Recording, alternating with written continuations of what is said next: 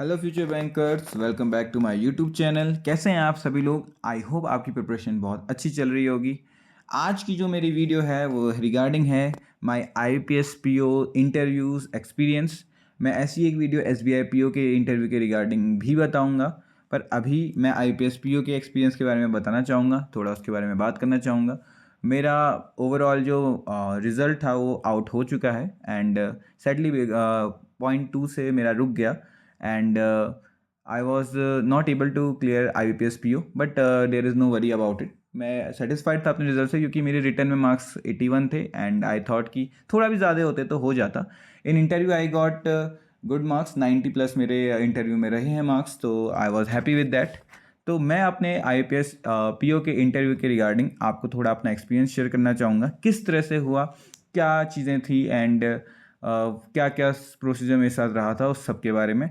तो मैं एक ऐसे एरिया से बिलोंग करता हूँ जो कि उत्तराखंड में एक सिचुएटेड पिथौरागढ़ सिटी है, वहाँ पे है, जो पूरा का पूरा एक नेपाल बॉर्डर के साथ हम शेयर करते हैं अपना जो बाउंड्री है, ठीक है। उसकी वजह से मुझे अपना जो नियरेस्ट सेंटर जो मुझे मिला था, अलॉट हुआ था, दैट वाज लखनऊ। लखनऊ में हमको जाना था and it was around that, अगर मुझे सही से याद है तो इट वाज 23 ऑफ दिसंबर 2025। तो मुझे दीनदयाल गेट की तरफ पहुंचना था वहाँ पे एंड वहाँ मेरा इंटरव्यू था। तो सबसे पहले तो डॉक्यूमेंट्स की बात कर लेते, तो मैंने डॉक्यूमेंट्स जो रखे थे अपने पास एज इट इज़ जो मंगाए गए थे, बेसिक डॉक्यूमेंट्स जो होते हैं, 10th हो गया, 12th हो गया, ग्रेजुएशन, जितना भी आपने डॉक्यूमेंट जब आपने फॉर्म अप्लाई किया होगा ना, जो जो डॉक्यूमेंट्स आपने खुद मेंशन किए होंगे, that is 10th 12th and graduation, वो उन्होंने एक्सेप्ट करे। कैरेक्टर सर्टिफिकेट ऐसा कुछ मंगाया नहीं था उन्होंने अलग से, तो वो चीज़ें नहीं हुई। एक काफ़ी कैंडिडेट्स वहाँ पे एक प्रॉब्लम फेस कर रहे थे, वो ये थी कि जो आपके नौकरी में काम करते हैं या फिर प्रीवियस जॉब करते हैं, उनका एनओसी का प्रॉब्लम आ रहा था। तो वो मैंडेटरी है, आपको वो एनओसी लेके जानी चाहिए, ठीक है। अगर आप नहीं आप जॉब करते हैं तो, वरना नहीं करते हैं तो कोई प्रॉब्लम नहीं है। अगर आप जनरल कैटेगरी से हैं तो देन इट्स फाइन। अगर आप किसी और कैटेगरी के हैं तो आपको कास्ट सर्टिफिकेट भी लेना पड़ेगा, तो वो भी इसमें इंक्लूडेड होता है, कास्ट सर्टिफिकेट। एंड उसके अलावा अगर आप कोई एडिशनल चीज़ इसमें डालना चाहते हैं तो वो भी आप डाल सकते हैं। आप इनके फ़ोटो कॉपीज़ भी साथ में लेके जाइएगा, एक फ़ोटो कॉपी तो पक्का रखिएगा अपने पास।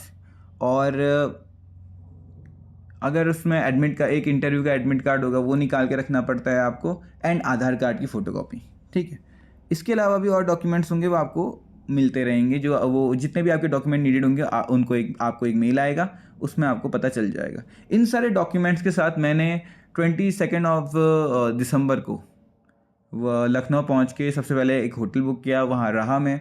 एंड सही बताऊँ, मैं जहाँ स्टे किया वो बहुत अच्छी जगह थी। दीनदयाल के आसपास जितना भी एक एरिया है ना, वो लग्जूरियस एरिया है। तो अगर आपको वहाँ कुछ अच्छे होटल्स मिल जाते हैं तो पक्का आप वहाँ पे स्टे करिएगा, क्योंकि बहुत अच्छा एक एक्सपीरियंस रहता है, बहुत अच्छा वहाँ पे रहने को है, और वो एरिया भी बहुत ज़्यादा डेवलप्ड है। तो ये तो रही एरिया की बात। अब बात करते हैं मेरा इंटरव्यू का कैसे स्टार्ट हुआ था। तो मेरी जो शिफ्ट थी वो शायद दिन की शिफ्ट थी, 1 बजे मुझे रिपोर्ट करना था। मैं वहाँ पहले ही आ गया था, 12 बजे आ गया था। वहाँ मेरे को बहुत सारे अपने फ्रेंड्स भी मिले थे जो SBI PO में मेरे साथ थे, वो भी IPS PO देने आए थे, और साथ ही मेरे फैमिली कुछ फेसेस थे जो पेपर दे रहे थे वहाँ पे, ठीक है। तो पेपर दिया था जिन्होंने मेरे साथ। तो हम लोगों ने 1 बजे एंट्री करी, 1 बजे वहाँ पे गेट खुला। उससे पहले जो कैंडिडेट्स का इंटरव्यू चल रहा था वो बाहर आए, फिर हमको एंट्री दी गई। एक एक करके हम सबके स्टार्टिंग में आपका डॉक्यूमेंट वेरिफिकेशन एक छोटा सा हुआ, जिसमें आपका गार्ड चेक कर रहे थे। गार्ड ने कुछ ज़्यादा चेक नहीं किया, that was Aadhaar card check किया था हमारा, और एक जो एडमिट कार्ड था वो देखा था हमारा। इन दोनों को ही अब हमारे निकालने के लिए कहा था। फिर उसके बाद ग्रुप्स में बच्चों को लिफ्ट के थ्रू टॉप फ्लोर पे ले जाया गया, जहाँ पे पूरा का पूरा वेन्यू सेटअप था। एक अंदर एक बड़े से हॉल में आपको रुकवाया जा रहा था। डिफरेंट पैनल्स बने हुए थे, उन पैनल्स में आपके डॉक्यूमेंट वेरिफिकेशन के लिए जो आपके डॉक्यूमेंट वेरिफिकेशन करते हैं, फिंगर प्रिंट्स लेते हैं, ये सारे ऑफिशियल बैठे हुए थे, ठीक है। वो 2 हिस्सों में डिवाइडेड थे, एक जो आपका बायोमेट्रिक कर रहे थे, और दूसरा जो आपके डॉक्यूमेंट्स चेक कर रहे थे, और उसके बेसिस पे आपको लिस्ट अप कर रहे थे इंटरव्यू के लिए, ठीक है। तो अगर कोई नया है और किसी का एक्सपीरियंस नहीं है तो मैं आपको एक छोटी सी हिंट देना चाहूँगा। मुझे मेरे एक फ्रेंड ने बता दिया था कि पहले बायोमेट्रिक करवा लेना, क्योंकि इसमें टाइम लगता है, डॉक्यूमेंट वेरिफिकेशन में टाइम नहीं लगता। और जैसे ही डॉक्यूमेंट वेरिफिकेशन होगा आपका नंबर इंटरव्यू के लिए डायरेक्ट पड़ जाएगा। तो इस एडवाइस को लेते हुए सबसे पहले मैंने अपना बायोमेट्रिक वेरिफिकेशन करवाया। जो वहाँ पे आपके बैठे हुए थे, जिनको ज़्यादातर टाटा कंसल्टेंसी को ही मिलता है, ये टीसीएस का ही काम होता है, तो उनको ही ये वेन्यू मिलता है। तो वो बायोमेट्रिक के लिए रिस्पॉन्सिबल होते हैं और डॉक्यूमेंट वेरिफिकेशन के लिए जो बैंक के ऑफिसर्स वहाँ आए होंगे वो करते रहेंगे। आपका एक बार डॉक्यूमेंट वेरिफिकेशन हो गया, एक लिस्ट बनती है, आपको उस लिस्ट के बेसिस पे बुलाया जाता है, एक ग्रुप के बेसिस पे। तो मेरा जो लकीली मैंने तो एडवाइस मान ली थी, अपने दोस्तों को भी बता लिया था, तो हमारे जितने भी फ्रेंड्स थे हम सभी के सभी पहले ही ग्रुप में सेटअप हो चुके थे। तो हम सभी को पहली लाइन या दूसरी लाइन के दूसरे ग्रुप में फॉलो इन कर लिया गया। हम लोग उसके बेसिस पे इंटरव्यू देने चले गए थे। टोटल जहाँ तक मेरे को याद है 4 या 5 पैनल थे। मेरा पैनल नंबर 3 था। एंड मैं नीचे गया। ज़्यादातर टॉप फ्लोर से हमको फिफ्थ मिडिल कोई फ्लोर पे ले गए। 7th फ्लोर था या 9th था, I am not sure, but कोई ना कोई फ्लोर था वो। ठीक है। तो जब हम वहाँ पे गए तो जब हम वहाँ पे गए तो हर एक कैंडिडेट के लिए वहाँ पे कॉफ़ीज़ थी, बिस्किट्स थे। आप खाना चाहते तो खा सकते हैं, इंटरव्यू नहीं है जब तक आपका, या फिर इंटरव्यू देने के बाद भी खा सकते हैं। यही आपके क्या कहते हैं, थोड़ा सा कुकीज़ के तौर पे या फिर थोड़ी तरह से आप स्नैक्स की तरह से आप खा सकते थे वहाँ पे, और कुछ नहीं था। ठीक है, अगर आप इंटरेस्टेड हैं तो। बाकी आपको वेटिंग एरिया पे रुकना पड़ेगा। जैसे आप मान सकते हैं, ये आपको मैं एक आउटलेट बताता हूँ। ये आपके डोर्स थे, डिफरेंट डिफरेंट डोर्स। यहाँ पे एक एक कैंडिडेट को बैठाया गया था, यहाँ पे वेटिंग चल रहा था। आप अपने पैनल के साथ वालों के साथ बैठे होंगे, और डोर के बाहर पे ना आप उनका एक क्या कहते हैं ऑफिशियल बाहर पे खड़े हुए थे, जो एक एक करके बच्चों को भेज रहे थे। तो अगर जैसे हमारे जो ऑफिशियल थे वो बहुत फ्रेंडली थे, तो उनसे हमने बोल रखा था कि जब हम अंदर जाएं तो आप एक बार पक्का टाइम रिकॉर्ड कर लीजिएगा, कितना टाइम हुआ। लगभग लगभग उन्होंने जब मुझे बताया था तो मेरा 12 मिनट्स का हुआ था इंटरव्यू। तो अब बात करते हैं, ये तो था पूरा वेन्यू में जाना, डॉक्यूमेंट वेरिफिकेशन करवाना, एंड फिर जाके अपने पैनल्स के सामने बैठ जाना इंटरव्यू के लिए। अब जब मैं जैसे ही अंदर गया, जैसे वो मुझे बता रहे थे कि हर एक बच्चे से अलग अलग चीज़ें पूछ रहे हैं, तो ये कोई मतलब नहीं बनता कि आप किसी से पूछ लें कि हाँ भाई क्या पूछा है, क्योंकि हर किसी के लिए अलग अलग पूछा जाएगा। खाली आप अपने आप को एनजाइटी मत फील करवाइएगा। लास्ट मोमेंट होता है, बहुत चिल रहिएगा, बहुत रिलैक्स रहिएगा। अब बात करते हैं आपके इंटरव्यू के दौरान कैसा सेटअप था। ठीक है, जैसे ही मैं एक रूम पे एंटर किया, जैसे मान लो मैं यहाँ पे एंटर कर रहा हूँ, ये मेरी एक चेयर है, ये एक पूरा उनका डेस्क था। टोटल मेरे उसमें 5 ऑफिशियल्स बैठे हुए थे। जो सेंटर पे थी वो मैम थी, और बाकी आपके मेल मेल और सर्स थे, बहुत एजिड थे, अराउंड 40 to 50 ईयर्स के होंगे, और मैम भी उसी एज की थी। टोटल 5 मेरे सामने ऑफिसर्स बैठे हुए थे, और मैम शायद नाबाद की कोई हाई लेवल ऑफिसर थी, जितना मुझे बताया गया था। बाहर जो रुके थे ऑफिसर, उन्होंने मुझे ये बताया था। तो मैं यहाँ से एंटर करता हूँ, मैंने उन सभी को विश किया, लाइन वाइज विश किया। मेरे को लाइन वाइज विश करना ही अच्छा लगता है। आपकी मर्ज़ी, आप पहले फीमेल जो इंटरव्यूअर है उनको, फिर बाकी इंटरव्यूअर्स को पूछ सकते हैं, सॉरी विश कर सकते हैं। फिर जब उन्होंने मुझे अलाउ किया, उसके बाद मैं अपनी सीट पे बैठा, और सबसे पहले मुझसे मैम ने पूछा कि सबसे पहले ग्रेजुएशंस के बारे में पूछा, एंड ग्रेजुएशन के बारे में पूछा। उसके अलावा उन्होंने मेरे से थोड़े बहुत क्वेश्चन पूछे कि मेरा जो एजुकेशन बैकग्राउंड है, जैसे कि मेरा बीएससी और एमएससी मैथमेटिक्स का बैकग्राउंड है, तो मैं बैंकिंग सेक्टर पे क्यों आना चाहता हूँ, उसके रिगार्डिंग उन्होंने मुझसे 2-3 चीज़ें पूछी।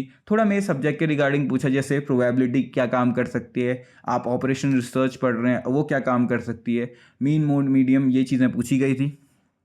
मैंने इनका आंसर दे दिया था। उसके बाद मैम ने मेरे से पूछा नाबाद के बारे में आप क्या जानते हैं। वो मैम नाबाद से थी, आई गेस उसकी वजह से मैम ने पूछा नाबाद के रिगार्डिंग, या किसी और रीज़न से मुझे नहीं पता, बट मैम ने नाबाद के रिगार्डिंग पूछा। मैं लकीली पढ़ के आया था, तो मैंने नाबाद के बारे में बता दिया। उसी टाइम पे जो यहाँ पे एक सर बैठे थे, उन्होंने मुझसे नाबाद के चेयरमैन के बारे में पूछा, और कौन सी कमेटी ने उसे बनाया ये पूछा, कौन सी कमेटी के रिकमेंडेशन पे बनाया ये पूछा। तो ये मैंने आंसर पढ़े हुए थे, तो लकीली मैंने इनका आंसर दे दिया था।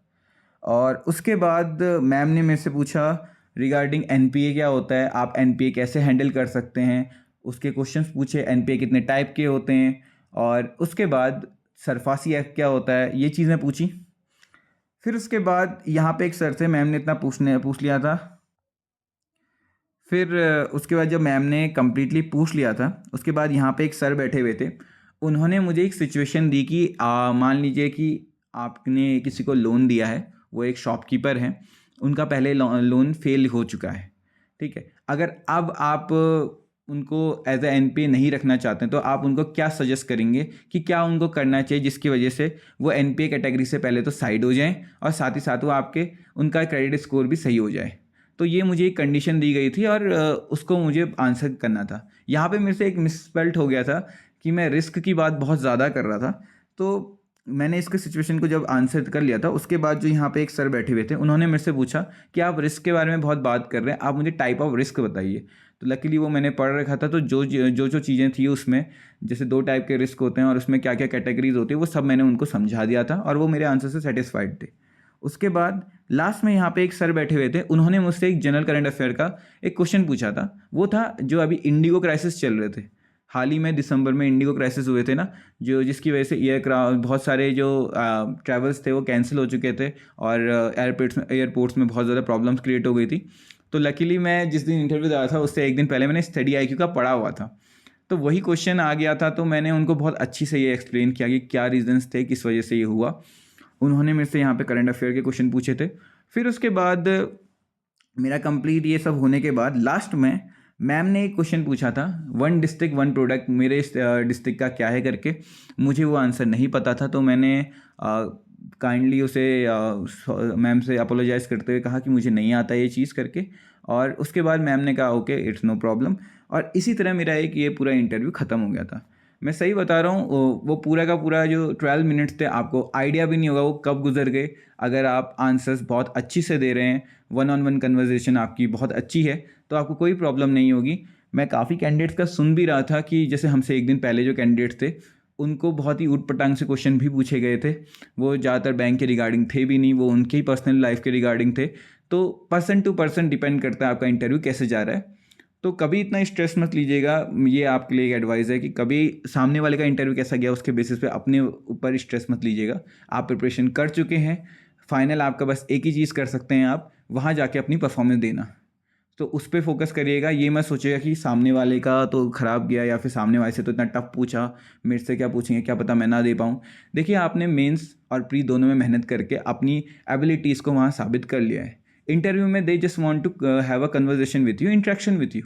तो जितना आराम से आप बात कर सकते हैं, जितना पोलाइटली आप शो कर सकते हैं कि yes I am able to interact with others और मैं बहुत अच्छी से क्वेश्चन आंसर कर सकता हूँ, तो बस हो गया, इतना ही वो मैंडेटरी होता है। देखिए इंटरव्यू इज़ ऑल अबाउट कि कैसे आप अपने आप को रिप्रेजेंट करते हैं। उनको ये पता है कि आपकी नॉलेज कितनी अच्छी है, वो देख चुके हैं आपका ये मीन्स में। तो one thing that is very important is that कि आप काम रहिए, नर्वस नहीं होना है आप उनको सामने। आपको अपने बॉडी पोस्चर पे काम करना है, आपकी पर्सनैलिटी आपको बहुत अच्छी से शो करनी है वहाँ पे। होता है कई बार आपके क्वेश्चंस आप नहीं दे पाते हैं आंसर, वो जानबूझ के करते हैं ऐसा, क्योंकि अगर आपको इंटरव्यू में सब कुछ आ जा रहा है that means you are doing a very good job. पर कई बार नहीं हो पाता ना, ऑल अराउंड पूरी नॉलेज में से पूरा समुंदर है, हर कोई उसे पूरा कवर नहीं कर सकता, तो कुछ चीज़ें छूट जाती हैं, तो इतनी बड़ी प्रॉब्लम नहीं होती। काफ़ी कैंडिडेट्स आंसर ना देने की वजह से थोड़ा मायूस हो जाते हैं और वो उनके सामने दिख जाता है, ये एक नेगेटिव पॉइंट की तरह काम करता है।